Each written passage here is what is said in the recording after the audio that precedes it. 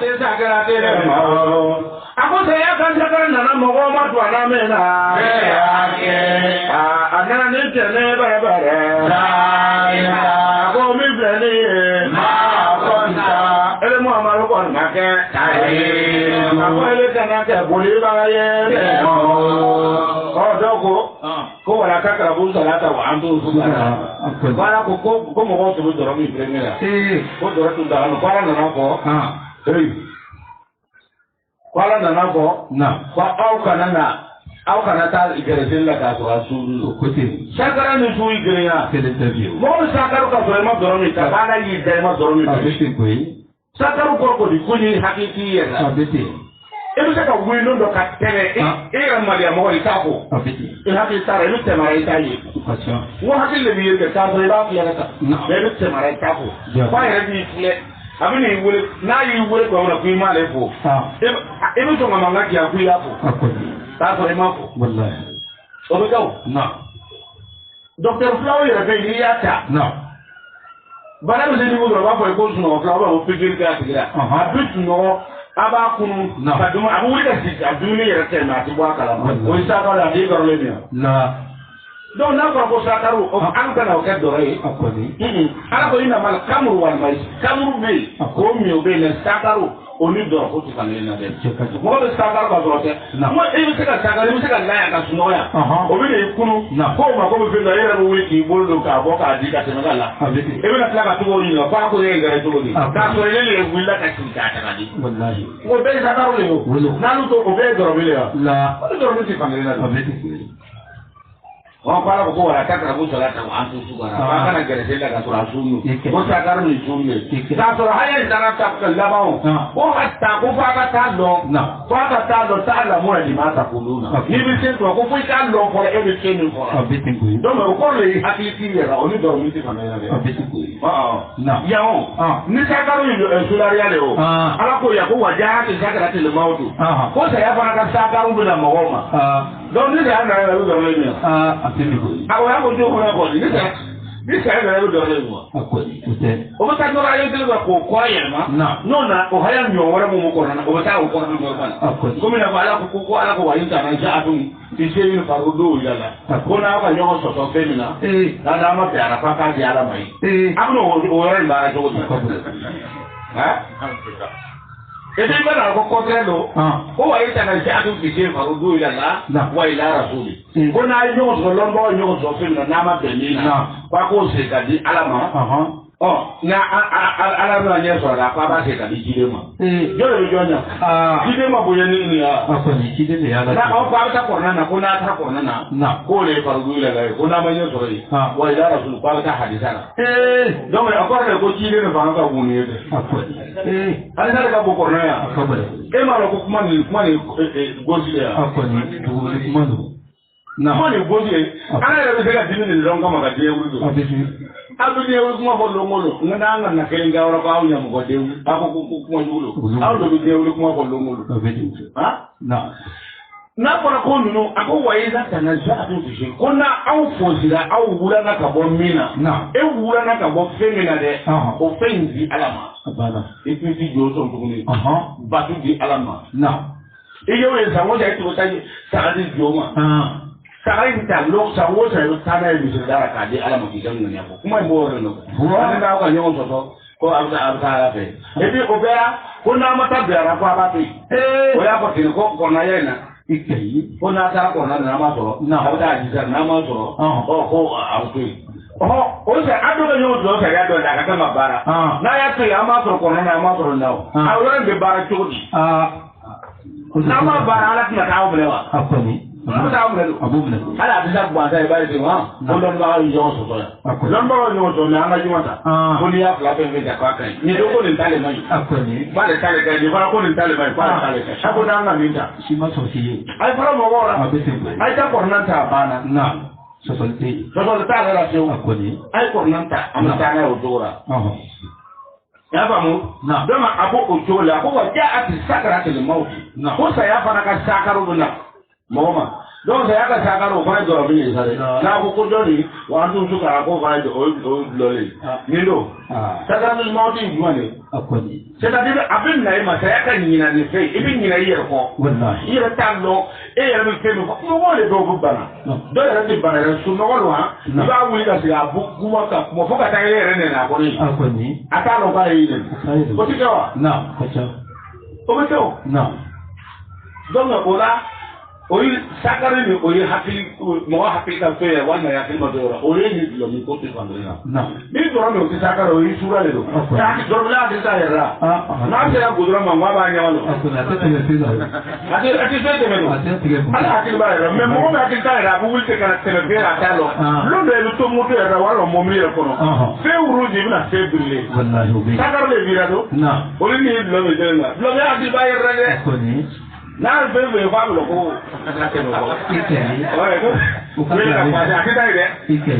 wa hali n'i bɔra kɔfɛ o waati ka na poussé a bɛ se ka bɛn ele de bɛ a ɲɛ bɛ min na o ko b'a faga o hakili b'a yɛrɛ dɛ donc bɛ na ni sakari tɛ fankelen fɛ dɛ o kelen tɛ fiyewu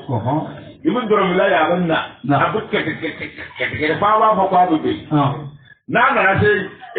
pɔn ɲɔgɔn na ji bɛ tigɛ yɔrɔ min hali ni pɔn bonya bɛ yen wa hali bɛ jɔyɔrɔ ale tɛ jɔ a b'a tigɛ n'a taara se ka a bɛ kɛlɛkɛlɛ daminɛ tuguni e bɛ sɔrɔ k'a dɔn ko kelen tɛ a b'a tigɛ n'i b'a fɛ k'o dɔn e ka burusi kɔnɔnaw kɛ ka filɛ ba village kɔnɔnaw kɛ ka filɛ a bɛ taa lɔgɔduguw lɔ dɔw bɛ yalɔ cɛkɔrɔba dɔw bɛ lɔgɔduguw la ka bilɔlen o bɛ taa dɔrɔn min wula fɛ i bɛ taa caman bɛnnen sɔrɔ sira kan ale bɛ se so a bɛ se so n'i taara k'i b'a dɔn i taara sɔrɔ dɔrɔn kasa de b'a fɔ i ni yɛrɛ k'i b'ale dɛmɛ a tɛna wuli yɔrɔ in na e bɛ na donc i bɛ se k'a dɛmɛ ka n'a ka nɛgɛso bɛ se ka i b'a bɔ yɔrɔ la a bɛ na yala village ninnu tɛ taa ka ɲɛ pɔnden tigɛ kɔ n'a sera o la a dɔw bɛ nɛgɛso yɛrɛ taalen ka taama ka net comme saladi e y'a tigɛ ka se yan fɛ a bɛ taa bɛn i dugu o tɛ bɛn dɛ n'i dulɔmina ye k'a binna ji la bɛɛ bɔn ka bin ji la ka to ara bɛɛ bɔnkari ko tɛ namara wɛrɛ bɛ yen ni fɛn dɔ b'a kɔnɔ ma bɔn o ma a bɛ komi bon ni bon ye ko i tigɛra bon binna kan ko dɔ kɔni bɛ sinɔn bon ti bɛn mɔgɔ kan jamais n'a bɛ bɛn a bɛ bɛn ni mɔgɔ b'a kɔnɔ n'a bɛ bɛn a bɛ bɛn ni bon bɛntɔ ye ka namara bɛ a bɛ kɛ nin a ti bɛn mɔgɔ kan dɛ a bɛ fɛ ka bɔ dɔrɔn i b'a mɛn welew a bɛ bɛn minɛnw kan mɛ mɔgɔ ni bon bɛnni ye mɔgɔ kan bɛɛ a tigi ni fɛn dɔ b'a kɔnɔ n'a bɛ se ka dugu laada dɔ tiɲɛ fɛn dɔ kɔni bɛ yen n'o tɛ a tɛ kɛ olu mun ti kuma o kuma sɔn tɔ olu ma mɛ an n'u don donc n'a fɔra ko sakaro o ko dɔ ka dɔrɔn ko ye fiyewu ni dɔrɔn ko ti fankelen fɛ fiyewu a tɛ fankelen la yɛrɛ wa nufiha ko ni ala sɔrɔ bɛna fiyɛli kɛ bɛrɛbɛrɛ a ko ne bɛna mɛlɛkɛ o bila o bɛ fiyɛli kɛ kurun kɔnɔna na o min filɛ nin ye bɛrɛbɛrɛ ale kɔni ilo ye ayiwa ye o ye ŋara dugu de ye a ko ni sara sakara nana mɔgɔ ma o bɛ na sa y'a faamu muhamadu ale ele n'a sera ma maa ko n ta tahilu e tɛna se ka boli minnu ka bɔ a kɔrɔ dɛ n'o kɛra saya kɛli ko ka ban wa n'o fi ka fi suuri ale bɛ mɛlɛkɛw bila ka fiyɛli kɛ ka buru fiyɛ tuguni kura ye a ko o min filɛ nin ye o yɔmu o de ye lon ye alwahidu o ye rendez-vous lon de ni diɲɛ wuli ala ye rendez-vous fɔ lon min na o rendez-vous nacogo an ka ɲɔgɔn kunbɛn a bɛ na ne dɛ وجاءت كل نفس لما يه أبو وجاءت كل نفس أقول لك كلمة بلا جنة أولونا بلا بلا أقول سائق أقول يا مو من الجنة بلا جنة كنا وسائر شريك كلمة ما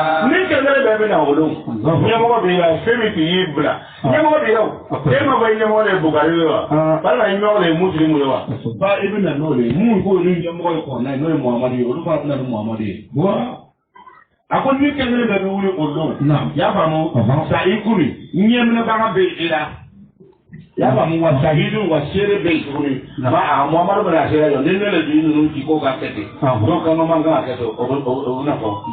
bɛɛ bɛ na olu Lakari Afrika damani ya konda. Aku lele Muhammadu weke bere bere. Nena kaya bere bere bere. Aku lele matete. Aku nale drana wili de. Aku nale kaduru kasi bere jane wili anga. Aku lele Muhammadu ka. Kaya lele ele nyafle bere bere. Nena ayo milongo la mawide ako akaje no je afọ bere ako ni mi blani ni ko le be ti de ade ni ko ni be ke ni be jembara ye la ya be mi kara jembara ye ala tara yoro ako ni lumbo ko ta bere jani mo so kona na o be ka biri jere ngile be ajene ma amin mana ngolo mo akwale arabu na boli ko ko ka kadru biya bo ma jani mo ko ala ko ti mo de mana aponi ti kadru no kadri yo ye mana ale le mo ko mo ko so ko da ni ka hele so do ko digara ko ti se ko ni kadru ko le o ima ko ngwa ti ya lo kadru ya Tapi ya burasi ya lah. Aku kafir ni tu kafir lah mana? Ada ni mau hukum kami ya. Okai era orang berbeda. Kafir ko mau jama kena bang lo berbeda. Ko kele mina ya so bang. Abis angkat nori. Bring kita kafir. Ni kafir ni nalo. Semua orang. Tuh mau makan le balik dari. Abang rangkin ni lo. Rangkin ni lo. Kafir lo. Ala ko ni kafir lo le. Pale boda ko kafir mu fi da jana ni to lo le. Olu kafir no ke. Olu kafir no ko ni to lo le mana in kuma ni abaga lo le. Mo ka hele man yae. Na ya me ko ko do tere da le do bana. Na ro ko man do ni so ko man do kera yi da bana. Abi ka da he ko ay mo me sana ko mo ka war ka kunu no ko la ya me ko ga bo re ko ya ay mo ko le ko si mo si do ma tak le ni fol ka ko ne ka ni ware ni kera war ma am fara yo ma ka ware fara yo ka am ware do yo ana ko ko ni jama ka war marra ko ne ma ka ko kay re so to bi ti jama ka war marra mo waro le jama ka war me e ni jama kuna ko lo ana ka ko kay na la ni bla jama kuna ngaba fe no no ba bendi no ka abanda ben no ga yo fara oh ebi jama ya mo le ma ina ka momle san ko wi ya san ro mo ko warlo ni ko ni hakili ya hakili ya yiri jan mo de akoni ti ka furo de mana in li kai hanna yi da yare da to ga to kai to hoje ka kuma ke ko li kafri wa fa bu ya na ko mo ta kin wa fa jama abin ko jama ke le ko ke min na yo so abo jama ko mo ta ko ni le bora ko kafir le bale jati mo ni bi wa ko ayo ya be sege la ni nya ko atina keto o be ni nya ko mo bla na na mo san na fa be ti kafir bu kafir ni ka mo mi nya ko kafir ale lo alazi ako da lo alazi ma ko le alazi ma be ka bla le ke ila ala ko da la wele ni le te ko ke adamana ala ye ma ala ko wa ko kana tiri ti se bamba ni ma bo won no ti se akoni kana ye se bamba ni fe ki kala de kwa bota se da ri digi se me yoro wora le bara me ma dara ala abo ko le ye ka to jama o le ka priya ko ni to mo hollo de alle jale le mo ja alla alle le blare de ilahan ala wa era a ko ka ji se me yoro wora ye bare ma ala ka to an abalan no ala le ko ka to ka sigara jo so lalo wa ma sen jala wora ko lo le mo ka pri mo talin dama dama babu tini fa'akiya ababa dimne akabli kata bere aya suwawe ni me kabli kata bere aya to jade ko kana jade to me kabli na be adi aya tarino ako je na kando wa no ya ka je no je bere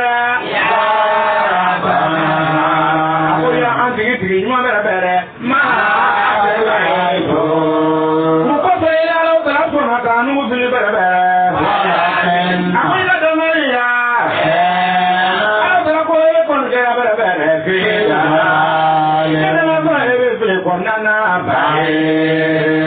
yɔrɔba jan ale jɛni b'a kan to bɛrɛbɛrɛ la timo ala fama ala ta b'a kan to la timo aw kana ɲɔgɔn sɔsɔ ne yɔrɔ la bɛrɛbɛrɛ aw kana kuma caman kɛ ni ala ta yɔrɔ la a ko ka diɲɛ sɔrɔ ka jana ya Adamdo, ako ne min jana so ne nyabila bilwa ili ni ngajana ta ko ni ye ni le bla ka lu ko ni la ra ko na na bere ma subasal awa ako kuma kan fo e fale bere la ya ko ni na ko mi mi jana na rudo ni mo mi do ajana ko kuma ka ti fale ale ala ya ha ni le ya ko ade ko ma ko do donc on y'a fɔ ani ma fɔ k'a bɛ hɔrɔn kan a bɛ to hɔrɔn kan a bɛ taa ye koyi a bɛ taa ye da kelen dɔ kelen tɛ don ko ne ta ye ko n y'a fɔ ne ta ko ma k'a bɛ hɔrɔn kan a bɛ to hɔrɔn kan ye dɛ hɔrɔn kan tɛ tiɲɛ kuma t'ale kuma ye mun de b'a kɛ hɔrɔn kan ye a ka gɛlɛn ala ko yafa ma yi ba da le ka wa n'a ko yin kɛ i bɛ don yɛrɛ de don n'ala ko i bɛ taa alijɛnɛ na i bɛ taa a ko ma yo ba da le ka wa kumakan foyi tɛ falen n'ale ya ne kɔni yɔrɔ la bɛrɛbɛrɛ wa ma na bi yɔrɔ ne yɛrɛ ma kɛ bɛrɛbɛrɛ ne yɛrɛ na to ɲɔgɔn ka ne ko ale t'a ka jɔn ko jɔn. Ala ko ale ti tɔɲɔni kɛ foyi ale a b'i di a ka jɔn foyi ko ale t'a ka jɔn foyi tɔɲɔ. Olùkọ́rí yóò ma a fi ka ɲɔgɔn kelen ko fɔ silamɛw ye bɛrɛbɛrɛ. Nakolo. Ni ala sɔrɔ bɛ na kan dɔ le ya. Nama. Ni ala na mɛlɛkɛw bila ka ja ne bɛ ɲininka ten ten. Mɛlɛkɛw bɛ ne ja ne bɛ ɲininka ko yalo ja ne bɛ i fara wa. Jɛnɛ b'a kan to. Oya kalo ba ka bele ka grupo bemi hae magi do na grupo bemi hae magi do ka grupo tarani hae magi kunta grupo bemi hae magi na do grupo bemi hae magi kunta bemi hae magi la di mo de la bemi bebe hae magi kunta tarani hae magi depute kunta tarani hae magi akolo lo ale ala bana mereka bla ka jana me ni go lo be no no wa jana bu fa anya o ba ise ko ba gatu no abakanya ba fara mun ma do horo mun ka tuna do no ba do ba no mo do ba ko no kuma jara ko wale be mereka bla jana me ni ga hale e mo tala ati ya no fara wa wata ko lo jana ba ka do mereka ma hale ko ya no do re be wa Allah ya ara ne ikeni ara ta ko do ni wale ba ni hale ni ma gi ko ya no do be wa ko on anya na minisi kunta ko ha obuna nuru grupu ye die minisi muntu ka kunta obuna nuru ko fa yonga na o ba ni na hale mo tala ati ya le bara wa wata ko lo ya le ba ta do ba hae magi ko kamele ba grupu beni hae magi grupu kunta grupu beni hae magi kamele ba ko yanja beni hae magi mo ba be ba ko beni hae magi ko yilla jadi muntu ko lo tifa oye woye bo wo sora wo karra le be ko be aba ni la ko ya lo be ni na ke abina me ko ko sima ta ko so ro budina ta sama kor bi ba mi de da ko na ko barai na atikere kawle ba kunta no wo senga be ta le se ro ka mine na ko kare ba mu no ma jadi no ya ye ko o tu dira ka ko be ti fara ma ka kana nai ya da ba ko hali ma ji ko ya do be ya la ti maru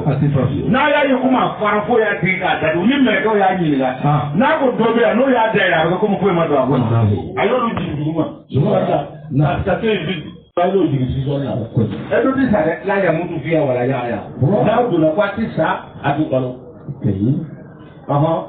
وأولي الجنة Arjina be soro ka bole ka gbere le mo tare Muhammad arjina hala ti foko faye ni fayta do o to faye min lo ni arjina bi bere wa o jile ka ta ni arjina bi sura ka ko e bara le mo ta ni e ala kan do mo ko jema no te amno sege amno baga mi na ti na ita fara mai de ele parakin se di lon dira e to ba de se sanke me ka foi ni sara ka ba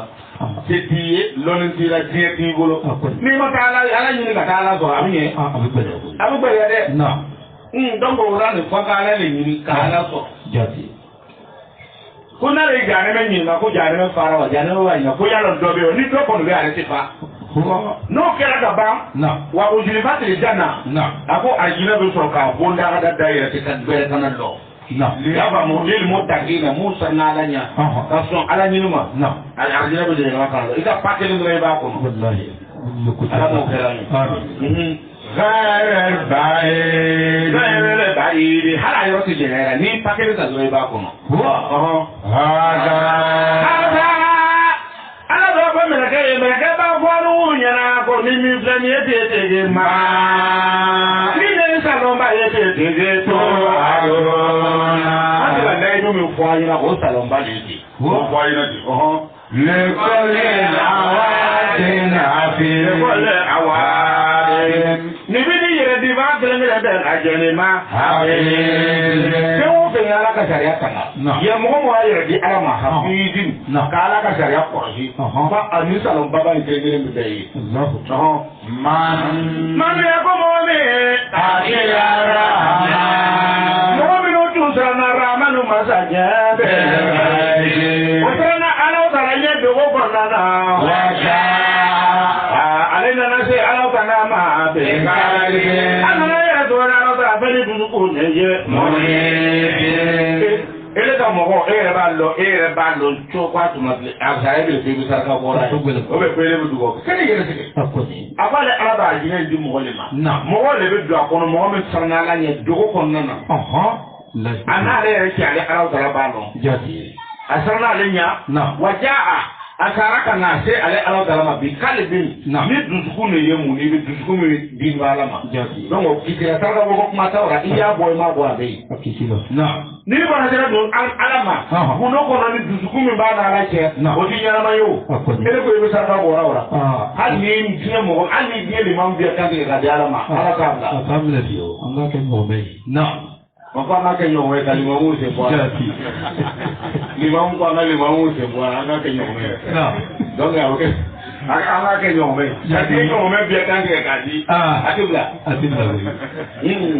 ala ko wala anna ma fi ardi jami'an wa mithluhu ma'ahu la tadawbi ko hal ni jenna ko fe bekra itari ka multiplier deux fois ka ko ba di ala ma kwa kan mo ke atira mo bla wala ala ka atira mo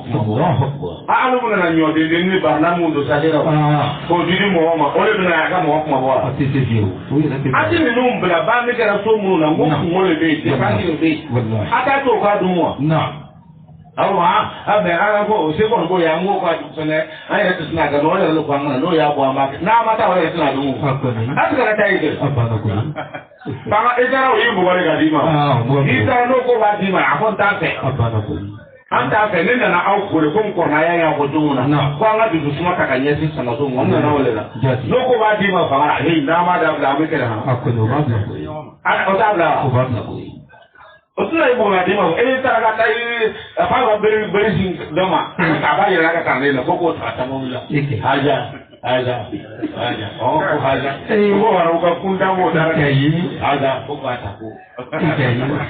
ya saya e alaje Allahu akbar e ka wa tere na saka du saka nyune ga ko ni ka wa tere na ga saka nyunga babu boro do yo ko du saka ila sayara kai ko haja abaro ga ni ko ni la ko haja no ya ko ila sayara ko kuma yi do mo wa ga mi fa mo ta fa mo oba me kwa ka dugo le dai ye ko ko ya olu ya ta aru kan kon no dugo lo o dia e ko pa ya dugo le ko ka ta so ko yi mara kan ma sa donc atiki ele to ba tele mo tan sa saraka nyume gam tare sa du ara so ko ka boka ta saraka yiri ke ya ngata ka ma ka ko wala de wallahi agera no ala ko kan kisi o do kuna ngoya ile ala kan kisi o ma do ala ko ale bu ko le ke odo kolo ha ala ba fo ya ko odo kolo ha ai de ka do ajira so ko na na beta le buta o ma wo yo ta o ma odo kolo ha ai do ga je so ko na beta ai ara ni kun ko tai olo a kun ko kan no o to ba lo boro jena ba ru ti ko se ta wi ba a do ta boro bi a kun ko kan no a odo kolo ha ai do je so ko na beta ai do ni kisi kisi e ba ba Zalida ko ni mi fele ye bile ko ni lo nye ale ko le bile do lo ye aba do lo ne bi arjina do lo ne bi ma ako pende ni bere bere ya ka ko no dara alu ye da owe arjina so ko na wa ma je anyo wa ji di ni be la da ina fe wo fe na aba ka arjina so ko na fe wo fe na oluza ni ta le gi lo be abna di me ba ji ko na akoni ya mi wora ka ati fi lan man kan ko yo wale ka pa dia dara yo e ba do mi wora do ita ni de ita ni na donc atikeye na akwai makun ma ako fen wofi ya jauna no jara ere biha ajinofin konnana ya famu wa ma ana ajibi jo la de na wale ala lema e ka akodro bana abiba sori wa kam ko jele ka jabara ala dena ya la to ya ke ka ba ko nu bela jare ya le me ko kabiri dugura bere e ka lo jade jate ashada olu tun be ya ni be ba de olu fa tun ka bo me ka ke da ko nya brudo ka ana ka bo olu ko nya mo na fere be na se olu nya mo bere fere be na se nya mo ka du ko na na ale ma ako ya lo kisi ba ko lo la wa inna la zikra ka lo ko ko kon kar ba ba fe ya bitu ba na de ke le ma ako ko be mo le ba ba ka lo ko non du ko ko ni kan ba la ya ni ba ba ba ako ne lo da ka bo ni ba ba aka ma me be mo me ba ba wa ale te amo ko ne shaye ko na ke shirede Afrika Damania. Ako ne le sama wolo na dam bere. Wala. Bale du ma ko ta te se. Wama. Bale se ba na da be na o ma. Ne so ni du je te te ge. Se ne da be ala. Ale ne o da te wo ko na na. Wama. Wama ma sa na. Ako ma sa ni no ya ma ke na o ta ala. Ya famu ko ma sama no ya makale da tegendo ra wan ma fa do ra ko ma ke wa ta ko ne re se no be ni yo mi nan ke ti se karma ne ka nan de no kwa ko ma ke ale yo ra ka para ke no ba ke der ako ma ile ko muhammadu ka dare ala ma sura me ke ele mi ku sura me le ko ko na ba ko fa se ber e ko ka sabare ala fe kwa kena ya onu tembe foi masabali ite ga dine kete iya kete ko bite ako pase ber e kono ka sare ala e ka sare fe kono ta ya mala ko kuna ngo be mi bora bere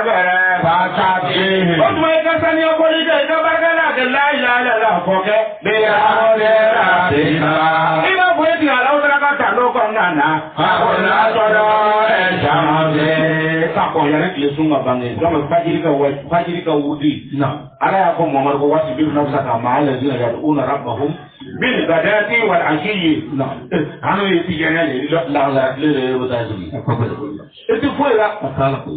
ele te yiti yana la la le wal ma fi dul le wadazi ko galono akoni Tijana mu yoka da luta da sara wululo. Wallahi. Ko korna da mo ko korna ko ima. Bi ka sara wo fe mi ko ima. Akwai ma ko WhatsApp bi hamdulillah bika. Iki ti ala to ko ka iti ala da ka wuri ke ala e kabla tulu ishamsi. Na. Selfie ale. Selfie ko gaba. Ki ka ke ka ko ya ne ti sunga ko. Jati. Ole ti wajiri ka wajiri. Ako wakala boro. Kui ba ke fara ka ko. Yang kita sungai bi, boleh lah sana yang kita ini kan ada yang kita ambil di sini ke, boyo ye, wah, ini aku wah pasal tu ya, ini kalau kalau tu uli berbera, macam lagi, kapan sudara, boleh fitri, berbera aku fitri yang suri, ini sahaja, ada aku wah sulfan, milan lagi, aku sahaja aku sumur sodor, dalam fitri boleh suri, jadi. Ya famu na donc ni ya ple okonna na ni ya ple okonna na awune sabat dafara jadi na en di yana yo la zatle le signo la zatle o wati le ba est-ce que il faut avoir ala wati mo kwa pleni na afrika ke kabla tulu shamsi wa kabla burubia ka ke yale le sunga porta sogoma ali yana ta bi jadi aku wafata pia ho ibi se tu ka ala ta to wo duni ya ba mo mina leili na ko su da mena bitirni su da mena ibi se dramu si da wajiba mo ko na ai ba ma wale le ko ni ba ma le ta ke ayi so yo ya la ru le ba ma ka ke ali ni do ala le ya so le jaji na do ma he dia ya ada lu ke ti kraya ke wa mam no ko ya kira da ma lo ni na wa ko ni ma wo fura ile ba ka ke ebi akara ka fa ile ko wa ti bir na sa ka ma ale dina ya do una pa ka ta war ka fara mo ko kan mu ba ke no kira na so do ba ke ati ko so do ta ko do ko ni wo so do ke ko ma be ti ma bir na sa ka ma ale dina ya do una rabbahum bil gadati wal ashi yuriduna wajhahu wa na ko kraya ta amo kuma la wala yemin fo na ko kira ka sabar ka fara mo ka na munu ba ke so ma nwa be wa ko muhammadu ba ka na tikara yuriduna wajhahu ko no le mo ba la ye nya da jinna ko da to be fu obeti a to be fu ko ni pa be le le oreo ko kira ya ga amo kuma mo la wala pa na min ke ko kira ya kira ka fe me ke fe le ko le to ha kira ka fe me ke fe le ko le to kamu boleh tak? Wa idbara sujud. Wa badabiya wo idara gato we do ni bere idara sujud. Ni sujudu pe yo ko do komna. Mo yi ere ne ala chei. Du wuli du tla makana tla ke ka fala mo ko bin na de. Ika farda mi ya fotle pe yo da fa. Wani ni le ere chei. Ni ha ama ba wa na kira usura para ba ala ba ka baraka ni to jadi ya famu wa sami afrika me ni de bere ya ma iki to ma jo londo konana yo na aku mo wele ba na wele de bere ma ka ni ba yo de asra bila na buru fe londo ra donc ko ika nunu gudi de ika to nunu ala ko nunu gudi ko nunu bara nuge donc ika sina igi lo malo ko londo benana asra bila bula mo wole jadi donc ko le ni tin nuge di sala ni bi nunu le kala ibi sigri sala ko londo ni ya go for ika sigri ko londo benana ko bula awole ko le nyuma ke kabla ya no longa wallahi ya famu donc ako yoma londo bina bere yoma ako asra bi lumina mo wole bere ana mo wole place do e konna kai nu mi ka turu bere jenna odo goro yoma akira londo ko bere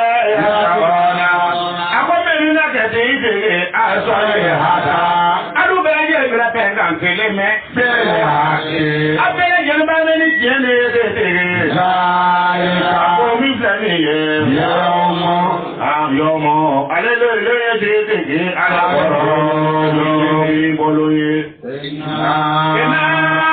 afrika no na lo tana na lo brani no me ke ko ne no ye anu le ala jo ya na ma ya wa no to mo fara kan wora Allahu akbar ko lu le mo nya wa ngo ko wa no mi du ya li ko ni ke ko yi ala ba le ba nya ma ya ngo ko wa mi ko mo fara hal me do mo fara ko wora ko ni akon mo ba do le ta wa ko bla lu bi ni nu me no ta ma ju le ko ni Allo pa na na ta je lo mo a je ti ko ti ko na ta je o die bana do na kwala ba ko mo abana kwa ba ko me ga mo tu ba ko abana kwa ba na ba ko ka fi akafle ka yana kwa aishi ka ba kwa ba ko pe bana na kwa ba ko kwa ma ba kwele kwa ba ko ala ko ni ti ka ni kele do le ki ni na gwe ala isa ndo le je ya na ko lu la abi ba ko ni bi ba le ga tu ba ko ra ba ka ba jan abi tu ni so ka ko ba ba ko ako ni kele ni ti le kele ni eske ka ya ka dia yi amandi ayi ko ni ale ba mo ni me na ba lo no donc akima ko long ko bara be na te o tugu na de ako ala ko dinna ne ala nohri na no me no yi ne ala bu mo nyana maya be ko o vi ko wa no mi to ko aba ko wa kuma mo wa ko re amani mo di o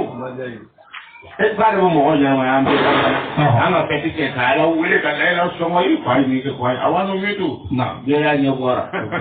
o ya ke no ko jeli ali me ga mun ba kwa manu yi wal masi o akoko ni bele je be ko se ka na bele bele ni na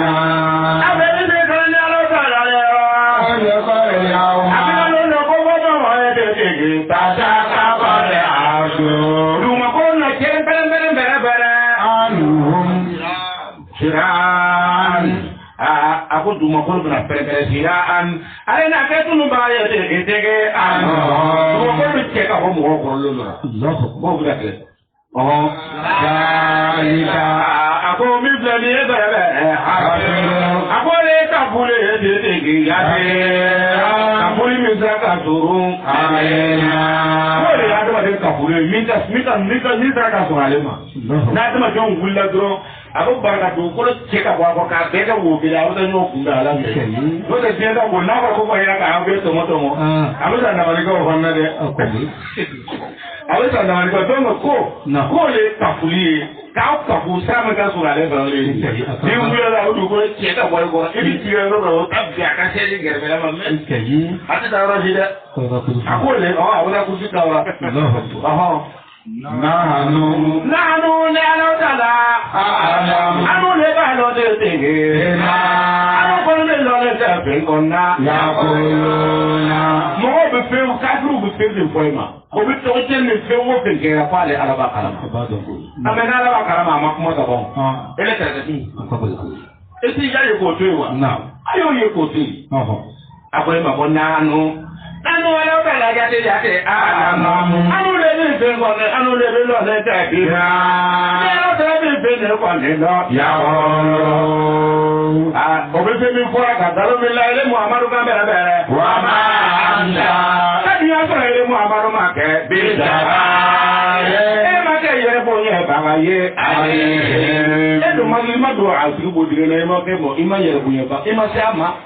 ade o wuli do mama kana kwa le alaba lo obili kwa ka so ile Muhammadu ma kai yera buye ba o ma na ai ale ti o na ndo to ka kai yera buye ba o abere so ka gore na ma bu na so tikele bia obi tikele ai ne misale plan na do ko ni ka sapata okay na ka se ka e to se ke fa je to se ka atara ku do se ba ko re ka fleshi goji o ka guru bro ni ko bla dara odigawa akole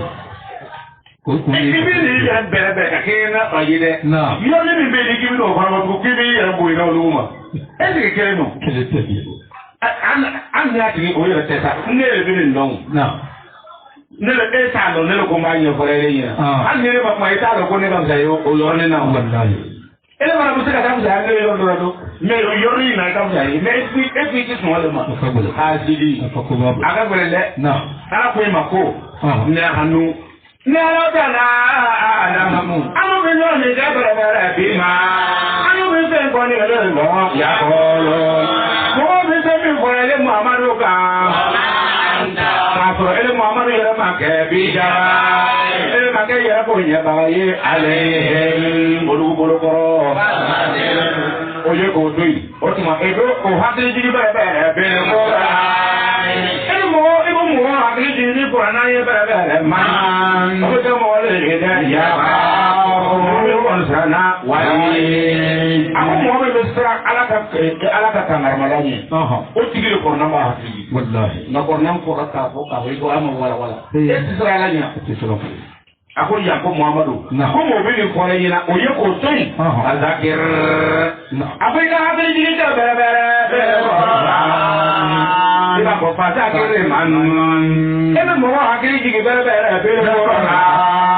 ne kɔni n'a ye tigi yaba mɔgɔ min kɔni bɛ se la wale ala ka kangaramaya ɲa